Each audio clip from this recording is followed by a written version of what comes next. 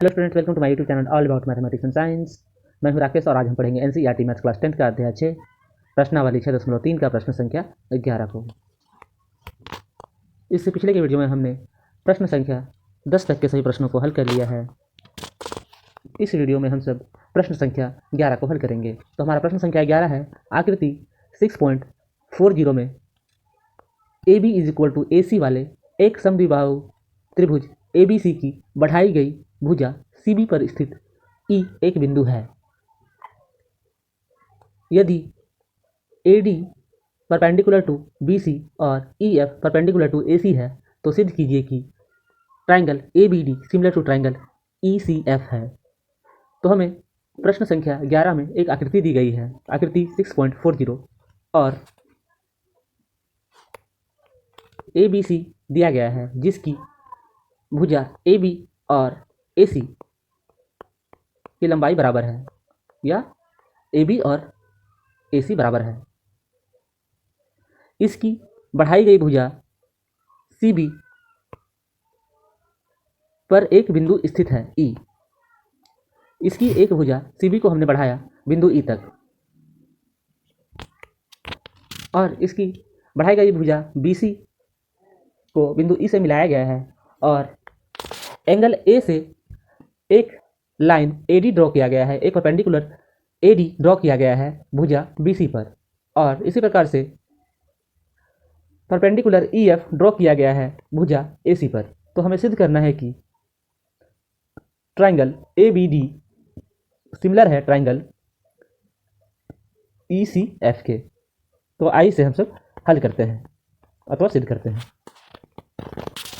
दिया गया है कि ए बी सी एक समद्विबाहु त्रिभुज है। समद्विबाहु त्रिभुज अर्थात जिसकी दो भुजाएं बराबर हो। तो हमने देखा कि आकृति में भुजा A B is equal to भुजा ए सी है, अतः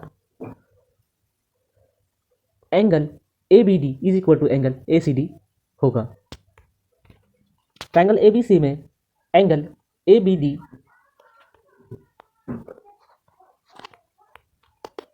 में एंगल ए बी डी और एंगल ए सी डी बराबर होंगे, क्योंकि ये समद्विबाहु त्रिभुज है और समद्विबाहु त्रिभुज के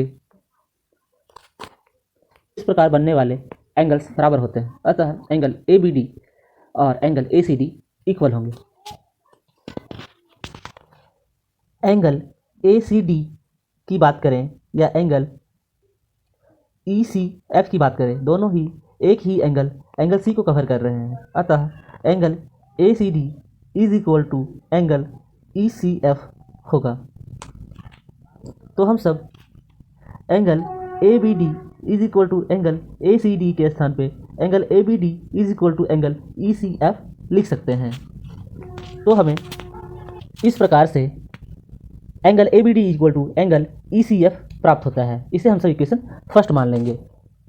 तथा हमें प्रश्न से दिया गया है कि A D perpendicular to B C और E F perpendicular to A C है, आकृति 6.40 से।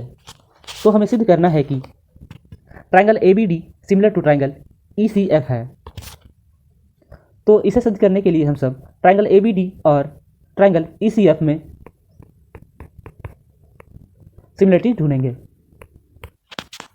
ट्राइंगल ए बी डी और ट्राइंगल ई सी एफ में angle A D B is equal to angle E F C is equal to 90 degree है। दोनों ही triangles में ट्राइंगल ए बी डी में एंगल ए डी बी और triangle E C F में angle E F सी दोनों ही प्रत्येक 90 degree का है। देखते हैं कि ट्राइंगल ए बी डी में angle A D B 90 degree का है और ट्राइंगल ई सी एफ में angle E F C 90 degree का है। तो हमें दोनों ही ट्राइंगल्स में एक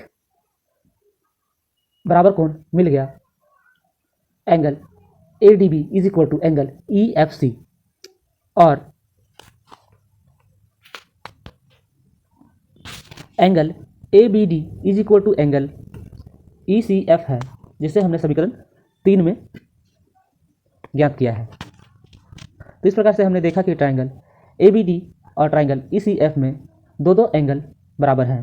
angle A B D angle A D B is equal to angle E F C और angle A B D is equal to angle E C F.